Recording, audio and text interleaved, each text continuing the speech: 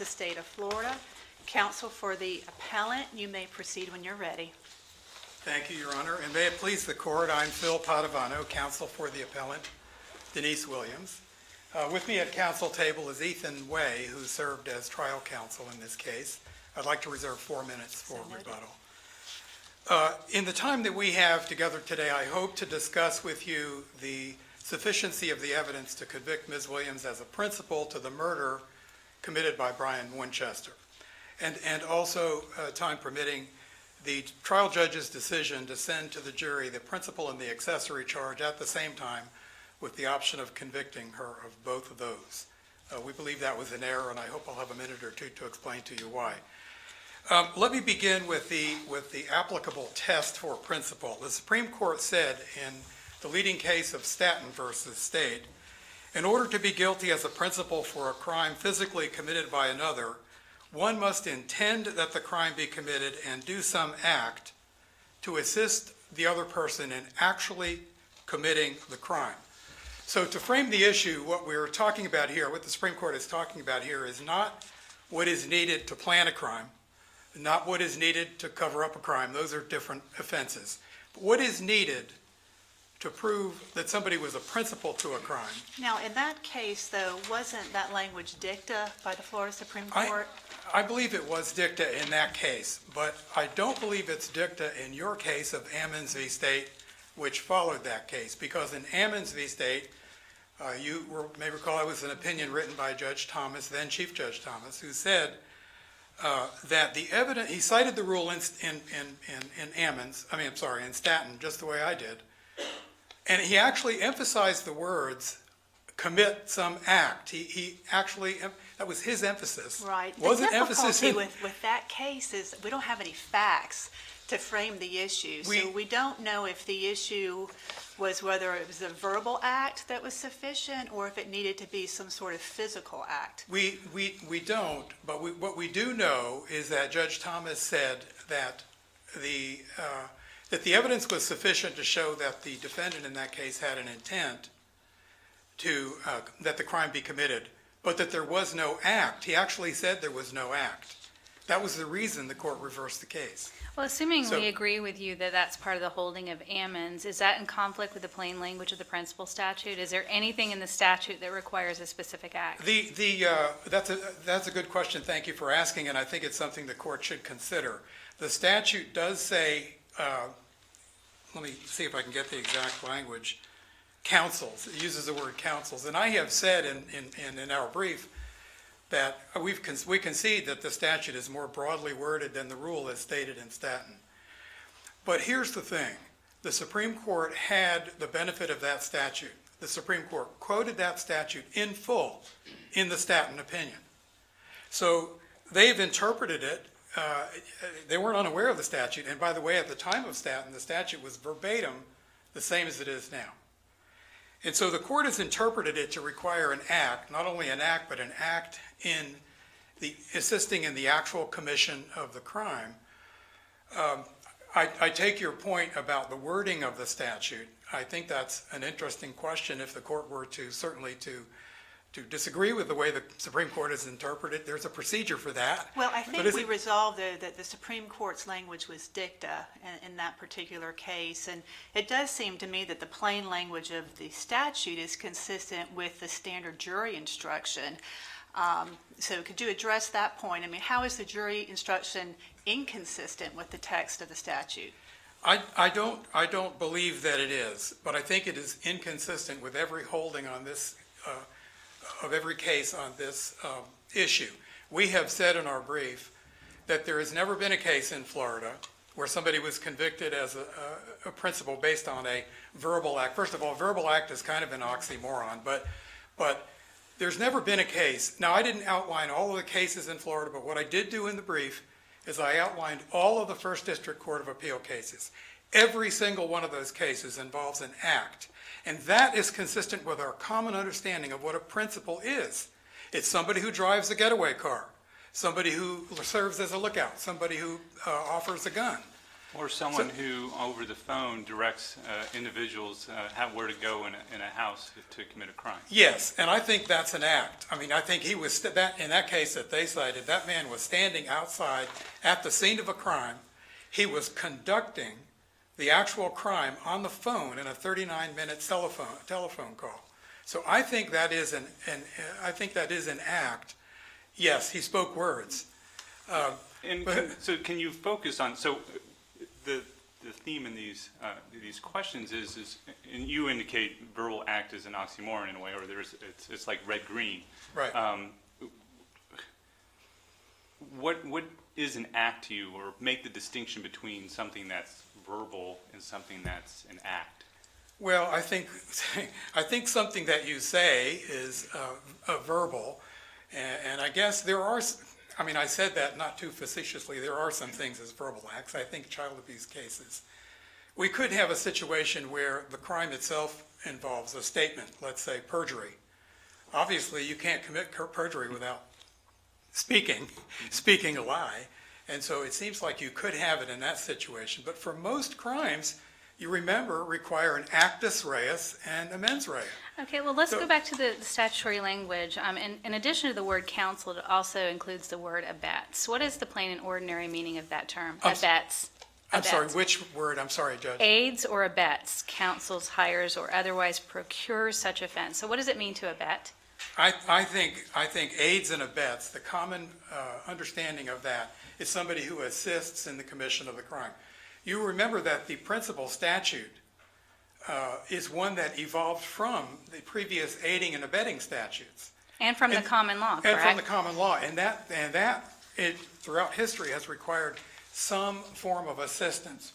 But before you leave that point, it also means an accessory before the fact. So let's to give you a hypothetical, in terms of the plain language of this statute, abetting and procures.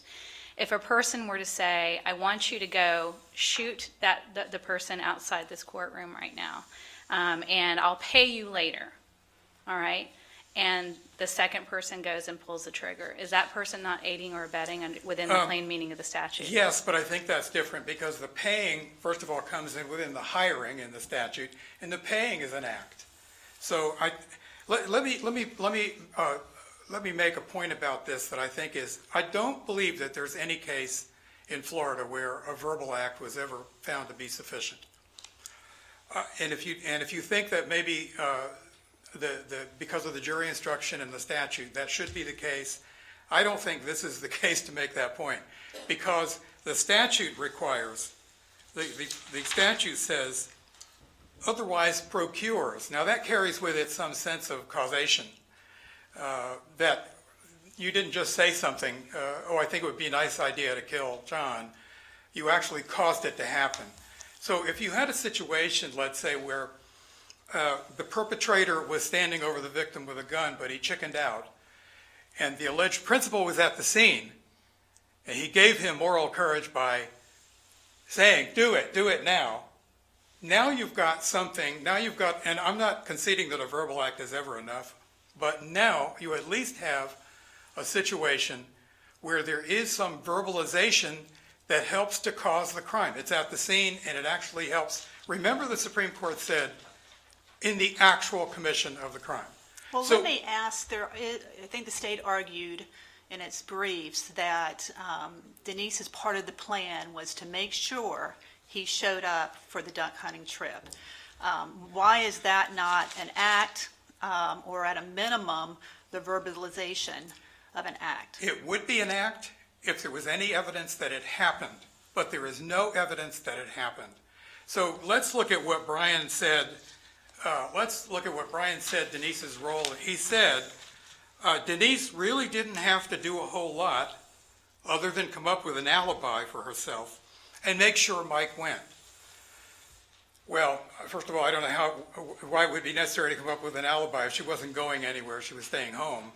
But there's no evidence that she came up with an alibi for herself, and there is no evidence whatsoever that she ensured that he go hunting that day.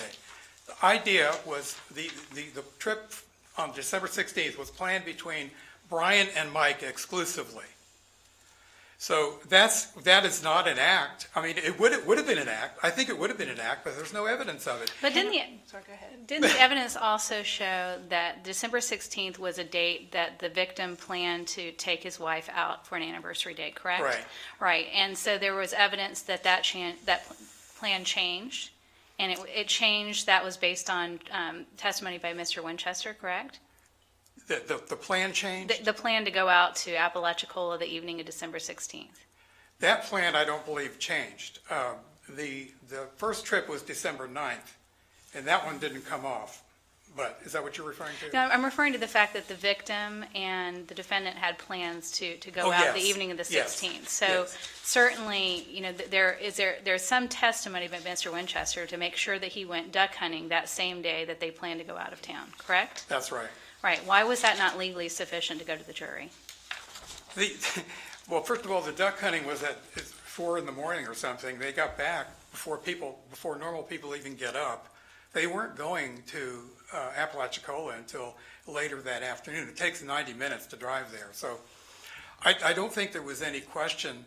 I mean, I guess maybe you could say, well, they were going to Apalachicola, ergo Denise must have given him permission, ergo that is somehow assisting in him going hunting. But respectfully, I think that's stacking a lot of inferences on top of a lot of inferences. She didn't do anything. He planned that trip. He planned that entire trip on his own. We don't know what she did. We don't know if she objected and he went anyway. We don't know what, if anything, she said to him. We don't even know if she was awake when. So, I mean, I think you'd have to do a whole bunch of inferences to get to that point. I know I'm into my rebuttal time. Let me just briefly mention this other point because I think it's very important. We have Florida Supreme Court cases that say this is a reversible error. I don't see how the state gets around this. I mean, they didn't, by the way. They didn't even address it in the compelling brief. election? Yes, The I'm sorry. election point. I'm sorry. The motion to compel an election, yes. We know that principal and accessory are inconsistent with one another. They're mutually exclusive. We know that.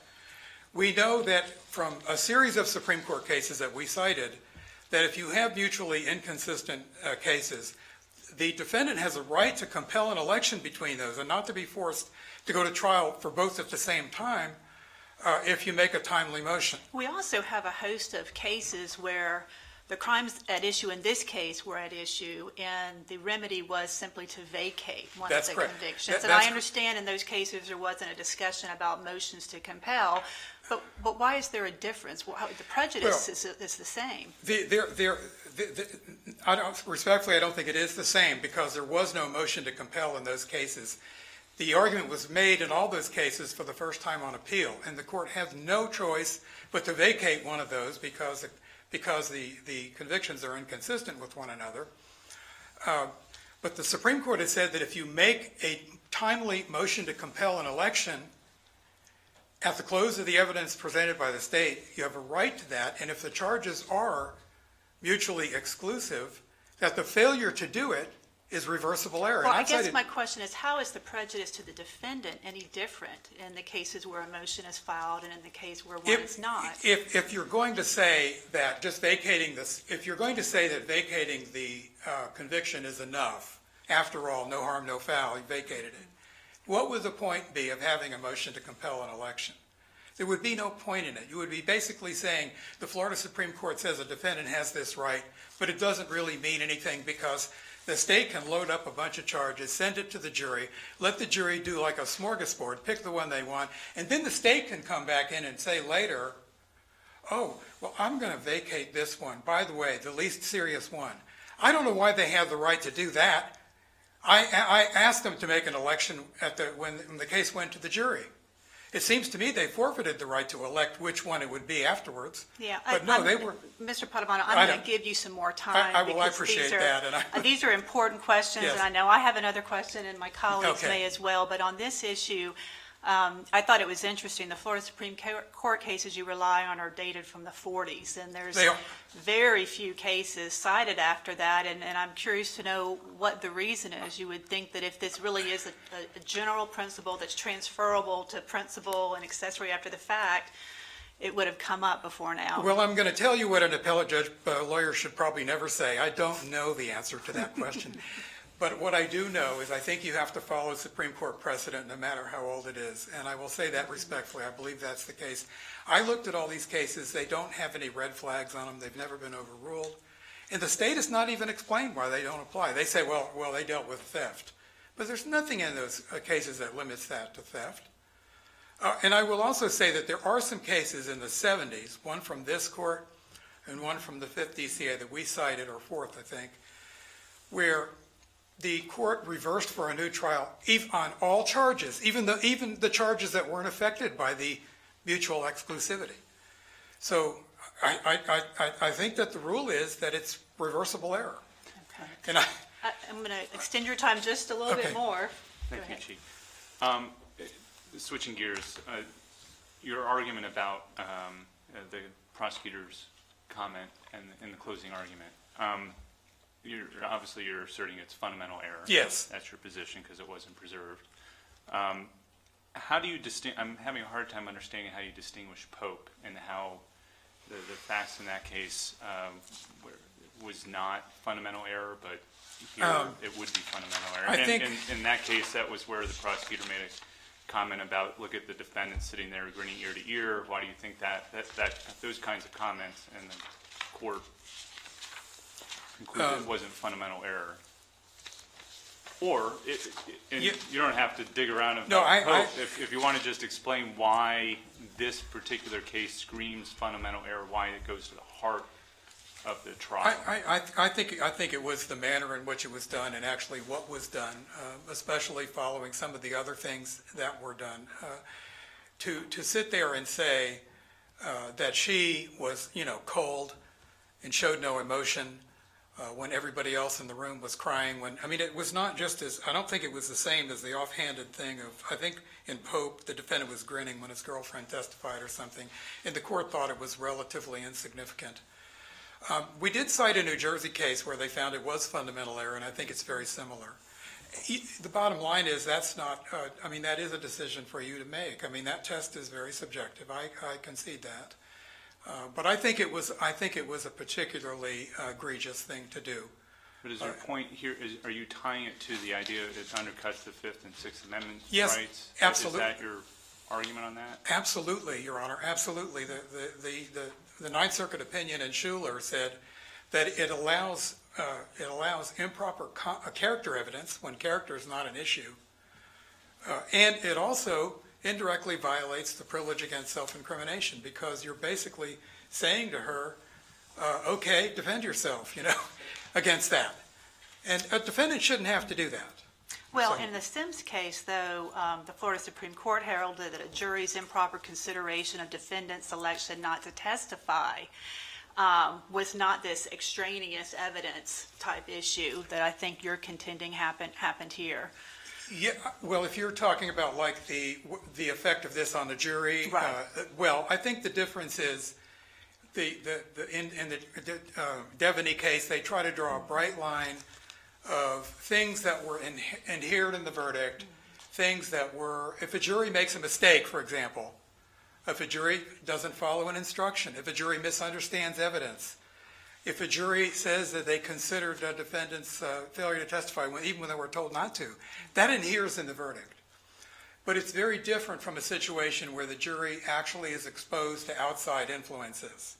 For example, somebody says, well, I know he's guilty because my brother-in-law knows him and he knows all about it. Or even cases where people bring a dictionary into the jury room. It's an outside influence. So the distinction, I think it's an important distinction, is was the jury exposed to something improper, or did the jury make a mistake? The jury mistake is off limits. We're not arguing that. Judge Hankinson made a mistake in saying that this inhered in the verdict. It did not, because it was objective material that the jury should not have been exposed to, something that wasn't in evidence. Okay. Well, I suppose I owe you an apology here. I'm way No, over. we took most of your time, so Madam Clerk, if you would please extend his time for 4 minutes for rebuttal. Of course, give the state that time plus whatever we went over. Thank you, and I apologize for that.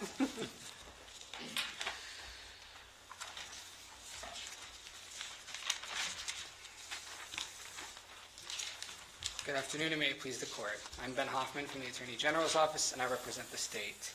And I'm going to go a little bit out of order with those issues, and I'm going to start actually with the motion to compel an election, because I think I could actually clear that one up really quickly. So I can't remember if it was you, Judge Rowe, or Judge Ray, had asked a question about, well, Pierce and Mayers and these other cases that say it's per se reversible error to deny a timely motion to compel an election, and why is it that no case has cited to them, or no recent case has cited to them. I think the simple answer is those cases predate DeGilio, the Florida Supreme Court's case of DeGilio. It predates the modern harmless error statute. And we know that over the years, the Florida Supreme Court has increasingly moved away from this per se reversible error standard. So when you're talking about cases like Pierce and Mayers and I think Johnson was in the 1970s, all of those predate DeGilio, which is 1986. So I would say that this court has an obligation to follow DeGilio, and it's interesting that the defense actually relies not on the per se reversible part, but they rely in part on Bazemore out of the 2nd District. And Bazemore is interesting because it's the only case they cite that comes after DeGilio. It's a 2011 decision, and Bazemore actually applies the harmless error test. Now, in that case, they found the error wasn't harmless for reasons that really aren't applicable to our case. For instance, there, the verdict forms did not have the victims' names.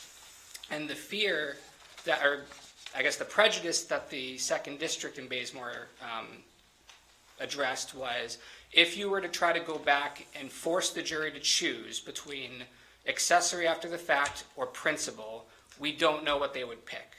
This case is different because the evidence that gave rise to her principal conviction and the evidence that gave rise to the accessory conviction are different. They're not related. They're not in the same decade. It's 16 years apart. So there's no danger, for instance, if you were to go back and put the evidence of the defendant's principal conduct in front of the jury, there's no danger that they would pick accessory based on that evidence. And likewise, if you were to put the accessory evidence in front of the jury and ask them to choose, there's no danger that they're going to pick principal because it's completely different evidence. But isn't the point where the crime starts is different in the two, and you're essentially you're having the jury unanimously conclude two different crimes with mutually exclusive mens rea, and really when the offense starts, you're having them unanimously conclude mutually exclusive facts. Isn't that the error or the harm that the rule, at least originally, was intended to? I agree that the rule, I think, is based on the idea. So for instance, Staten is the typical case of the getaway driver, and I think Bazemore was also the getaway driver. So I don't agree with you, Judge Tannenbaum, to the extent that these are factually incompatible. I agree when you have a getaway driver case. So for instance, Staten and Bazemore, when the accessory conduct and the principal conduct is based on driving, and there's this question of did you form this intent at the same time or really close in time within a matter of seconds, I agree that's a factual incompatibility. And I think it was, for instance, in the Johnson case from the 70s where it was either Johnson actually or it may have been Pierce, but one of them, the state charged him as the thief in the fence. And I think there was a line from one of those decisions that basically, I'm paraphrasing, says you can't be a thief and a fence at the same time. So when you're a getaway driver, you can't be a principal and an accessory at the same time. That's the general idea. So to the extent that it's based on that, I agree, those are factually incompatible. But when the conduct in question for the accessory is 16 years after the conduct in question for the principal, I don't agree that those are factually incompatible. So again, going back to, I guess, the danger, if we were to go back, Bazemore addresses it a harmless error standard. If we were to go back and tell the jury, based on the evidence presented to you, pick one or the other, there's no danger that they're going to look at the principal evidence and pick accessory, and there's no danger that they're going to look at the accessory evidence and pick principal, and that's what Bazemore was getting at under the harmless error test. But the accessory after the fact would assume, so taking the 16-year delay in her involvement, that isn't that saying she chose to assist in the crime 16 years after the fact, and at the same time the jury is supposed to conclude, or the state is asking the jury to conclude unanimously that she was actually part of the crime 16 years earlier, that she's then 16 years later first deciding to help with. Right. I think, if I understand your question, so she forms the intent to be a principal, Right. really, I guess, all throughout 2000. Well, she doesn't form an finishes- intent to be in principle. Under principle theory, she's part of the crime. She's committing the crime Well, right, but as if she was doing it. sure, and so she's a principal as soon as the murder's committed. Right. So once the murder's committed, 16 years go by, and she then forms the intent, knowing that Brian Winchester has committed this murder while she's being interviewed by law enforcement. But and they she's ask- both doing the crime. I mean, she's part of the crime too, because she's a principal. Right, and what I'm getting is we've never had a case like that where there's that big of a gap in time. It's always been the getaway driver, or for instance, this court's actually decided the Page Vowell case, and Chief Judge Ray, I think you wrote that opinion.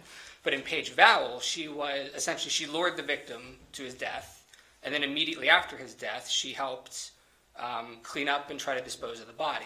So again, she formed the intent at the same time, and I agree that it's factually incompatible for her to be a principal and an accessory based on luring a victim there and then immediately helping to cover it up. But I think the 16-year gap is something Florida courts have never addressed, and I'm not so sure that in Staten, the Florida Supreme Court would have come out the way it did if we were dealing with facts like this. And even in Staten, there's a case that the Florida Supreme Court cites in Staten out of California, and I don't have it offhand, but it's the only California case they cite. And they cite it with approval, and that case actually noted that there are exceptions, or there can be exceptions to this idea that you can't be an accessory and a principal to the same crime in, quote, exceptional factual circumstances.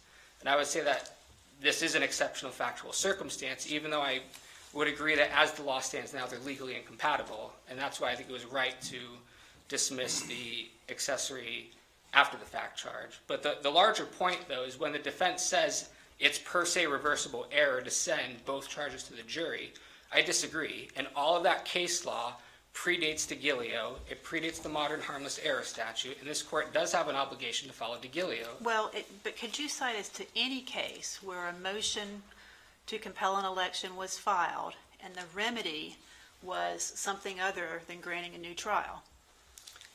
No, other than in Bazemore, the second district specifically, so it found it was not a harmless error, but the second district specifically said that there are times when the appropriate remedy in such a circumstance would be to vacate the lesser of the two. And it just turned out that in that case, not on those facts, that wasn't the case. This is a completely different case. And again, it's because the evidence of each charge was separate from one another. I want to move on to the sufficiency of the evidence. And I think I can confidently start and end the analysis with the statute. So we all know it's the legislature's function to define crimes. And the legislature has defined a principal as obviously the person who commits the offense, and also as somebody who aids, abets, counsels, hires, or otherwise procures the commission of that offense. Now, it uses words like counsel, otherwise procure. I don't know how you can physically counsel someone to commit a crime. I don't know of any case that limits otherwise procures to physically procuring. Typically, when we procure something, it's verbal. And what's the plain meaning of the word abet? Well, I guess to quote Mr. Padovano, I hate to say it, but I don't know. To be completely Well, candid with you. I can give you at least one dictionary meaning is to encourage, another. And the statute also, in addition to using aids, abets, points to that it doesn't matter if the defendant is actually or constructively present at the commission of the crime. So how does someone abet when they are not present at the scene of the crime? Well, I don't remember which case it was, but the case where he's on the phone directing, I think you have the three people that commit the home invasion robbery, and then the fourth co-defendant's on the phone directing them. I don't think you're not physically there, but you're encouraging, you're counseling, I guess you would be abetting them in that circumstance. And I don't agree that there's never been a case that has upheld a principal conviction based on words alone, and I'll go back to Vowell. Page Vowell is a perfect example. Now, it's not apparent from the opinion because the court was dealing with the accessory and principal charges, but Page Vowell lured the victim to his death, and there was some question about whether she called him or texted him, but there was no question that through words, she lured him to his death, and that was the basis that she was a principal. Okay, So- well then let's go to the facts of this case and the evidence that's in the record. What are the words in the record that lured him to his death? Well, I don't know if well, so getting to, I guess, counsel's point about, I know you had asked a question about this defendant's role in the case was in part to get Mike to show up on this hunting trip. And there's, I guess, talk of, there's no evidence of what she actually said to him, but remember that on a judgment of acquittal standard, the state is entitled to all reasonable inferences that the jury could draw from the evidence. So with that in mind, the way Brian Winchester described the plan is that this defendant has to ensure that he shows up, and he specifically said, I wanted to make sure that Mike showed up to the trip. We know that the week before the actual murder, she unilaterally delayed the plan, so she's got enough control over whether the victim's going to show up that she actually can cancel it and tell him, no, I don't want you to go. And then the next week, he shows up after Brian Winchester said, it's the same plan, it's the same night, just a week later. So I think from that evidence, you can infer that if it's the same plan, her role is the same.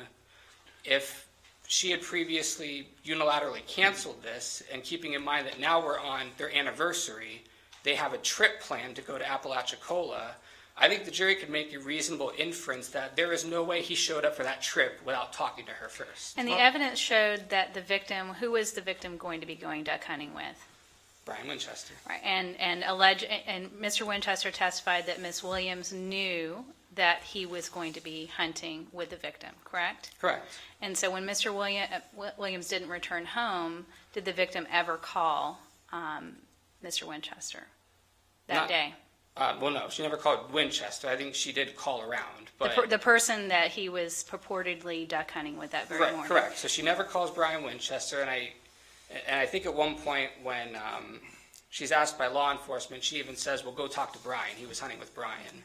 So I mean, she clearly knew where he was, and I think the jury could make the inference based on Brian Winchester's testimony that there is no way Mike Williams showed up on that duck hunting trip without speaking to this defendant and getting her approval. Well, how do you get to that point? Because I get the evidence shows, or the testimony shows, 1 week it's canceled because she tells the victim not to go. The next week, it could easily follow that she just didn't say anything to him about not going that next week. So is the state's position then that the verbal act, so to speak, was her failure to tell him not to go on that day to the hunting trip, knowing that he was going to go and get murdered? Well, no, my argument is there's a fair inference from the record that the victim had a conversation with her, and that he either got her tacit approval, or not tacit, I guess, her explicit approval, or she gave him permission to go. But I mean, it's their anniversary, and they have a trip planned. And There is wasn't no there way also- they didn't have a conversation. Wasn't there also testimony by Mr. Winchester that there were numerous conversations between December 9th and 16th between the defendant and Mr. Winchester regarding firming up plans for the murder to occur on the 16th? That's correct, Your Honor. And he did, in fact, show up on the 16th to go duck hunting. He did, and he said the plan was the same, so presumably this defendant's involvement is the same if it's the same plan, which is make sure he shows up. So coming back then to the first question, which is, so what is it? What were the words, or what did Ms. Williams say to, if it's not based on an act, it's based on words, what is it that she did or said? I can't quote Miss Williams because, it's not in the record exactly what her words are. Well, what did Mr. Winchester say that she said to get Mr. Williams to go on this hunting trip? Or otherwise, what did Mr. Winchester testify to that Ms. Williams said to assist this offense to happen? What he said was they agreed on a specific plan, that her involvement, other than alibis, was to make sure that he went, that they reaffirmed that agreement after she canceled the first time, which presumably means her involvement is the same, and then he shows up on the day in question, the day of the murder, and that later when this defendant's questioned by law enforcement, she says to the effect of, well, go talk to Brian. He was hunting with Brian. Just for purposes of my question, assuming that we disagree with you on that point, is there any other evidence in the record that she verbally acted or physically acted in some way to facilitate the crime? Yes, and that actually was not my primary argument of what her Okay. physical act was. So in my brief, my first argument was actually that so Brian Winchester testified about the life insurance policies and how first he's got a $250,000 policy, a $500,000 policy, and shortly before his death, he gets $1 million life insurance policy. And Winchester describes this conversation he has with the victim where the victim makes clear that he wants the $500,000 policy to lapse. He wants the $1 million policy to replace it. And he uses these exact words that I'm about to say. Behind his back, she paid the $500,000 premium to keep it open, which extended the window of opportunity to kill him under the motive of she wants the life insurance money. Her writing a check, that's a physical act. She wrote a check without him knowing about it to keep that policy open. And Winchester was very specific in saying that not only was it behind his back, but he was worried that they could only get away with doing it once before the victim found out what they were doing. So that was actually my first argument for what the physical act was. And when did the defendant first make a claim on that policy? 19 days after, I think it was January 4th, 2001. So 19 days after the victim's disappearance. And was that a time when people were still searching for the victim? Yes, it was.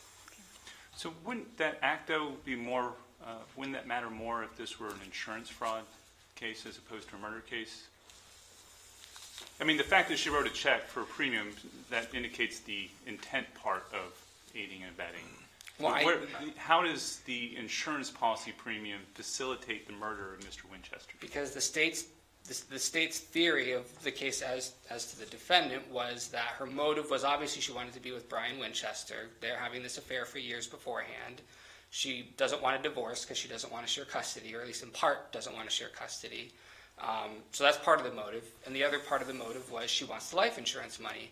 And Judge Tannenbaum, to, I guess, better illustrate that point, Brian Winchester also testified as to the $1 million life insurance policy that the victim got that policy, I think it was, according to Winchester, 6 months to a year before the murder occurred. And that he also said that him and this defendant started planning the murder, it was a year to a year and a half before the murder. So based on those timeframes that I just told you, this defendant was encouraging the victim to take out $1 million policy while she was simultaneously planning his murder. I guess illustrates the point that that's an act in furtherance of it. An act in furtherance. It's an of act what? in furtherance of wanting to murder him. It's an act. Well, she's not charged and wasn't convicted of wanting to murder him. Well, she was convicted of being a principal to murder. Right, but part of that is she has to intend for the murder to occur. Sure. And the defense is saying she has to commit an act in furtherance of the murder.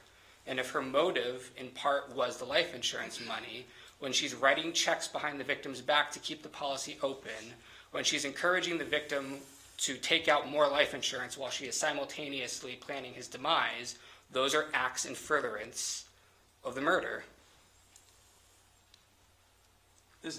That sounds more like an argument in favor of conspiracy to murder. If the conspiracy, the furtherance idea, if we don't have an overt act requirement in Florida for a conspiracy, and it sounds like you're merging on the principal charge, you're merging the intent and the actus reus, or the actual thing that she did to facilitate the crime. Well, my larger position is that you don't need to commit an act at all under principal theory. Sure. Or say, say something to encourage it. to Right. happen. So we're talking about an alternative argument that even if you were to hold that an act is required, this would qualify as an act. And I guess to analogize, me and the defense, we disagreed on how we read this court's decision in Banks from 1991. So Banks was the case where the defendant was charged, I think it was sexual battery, and he procures witnesses to give him a false alibi. So on top of the sexual battery charge, the state then charges him with being a principal to the perjury. And the theory is he procured these witnesses to provide false alibis, and that when they went to their depositions, they actually did lie. And the disagreement comes from the fact that he not only procured them to lie, but he actually wrote out a script for them. And the way the defense is asserting that this court should read Banks is that he committed a physical act by writing out a script and then calling the witnesses and coaching them prior to their depositions. And if they're correct and that's an act, what I'm saying is this defendant writing a check is no different than the defendant in Banks writing out a script. So my first position is you don't need an act at all.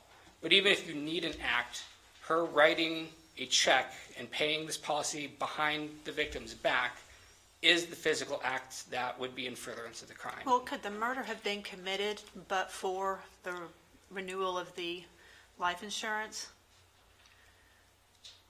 I'm not quite sure. In I other understand. words, that wasn't the renewal of the life insurance isn't causally related to the murder, is it? Or if It's it not is, physically explain to me how it necessary. is.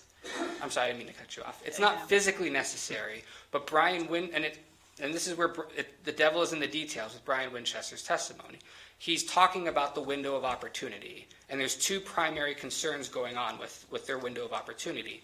One is this has to occur during duck hunting season. Duck hunting season isn't very long, and even within duck hunting season, he explained, you can't just go any day you want.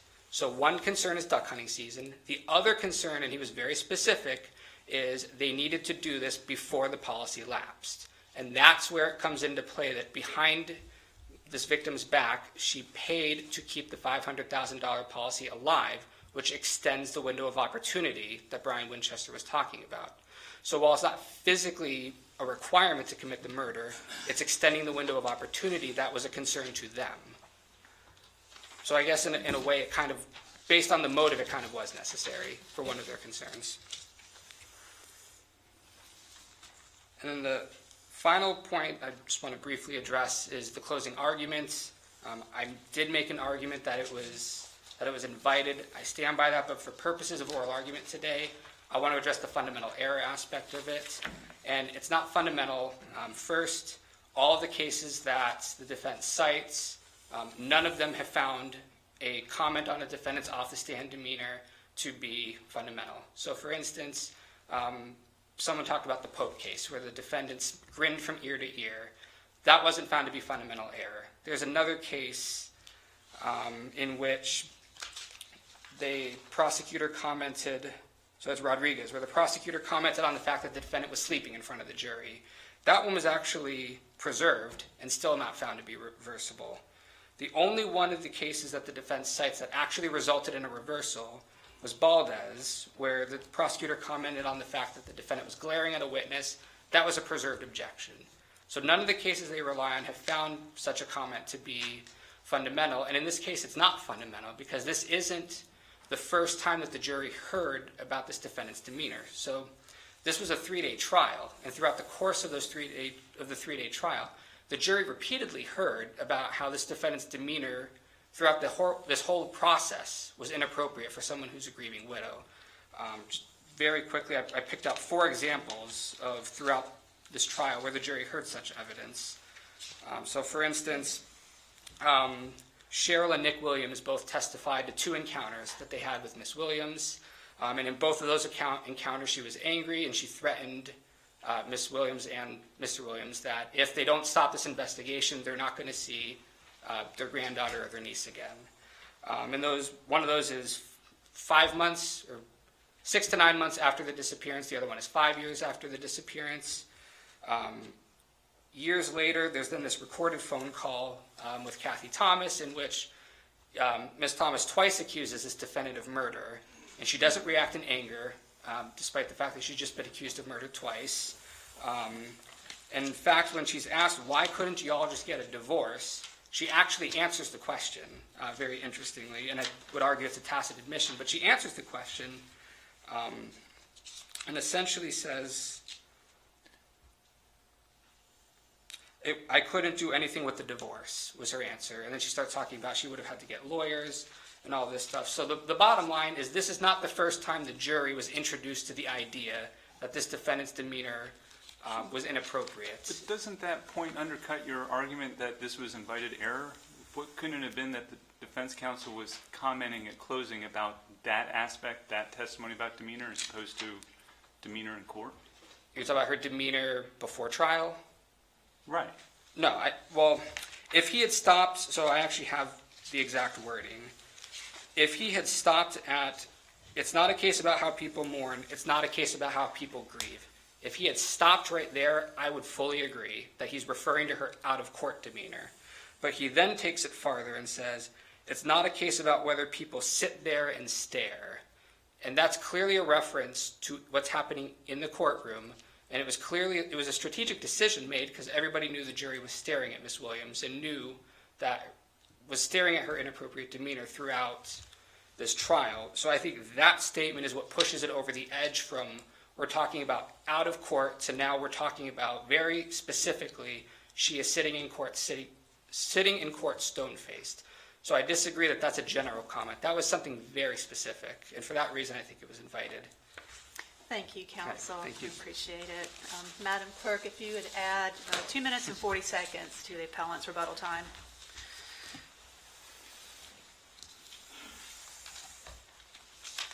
If I could address briefly counsel's comment about DiGiulio. I agree that this was before the harmless error standard in DiGiulio, but the court used the term reversible error to mean not just error, but an error that requires a reversal. That's what they meant.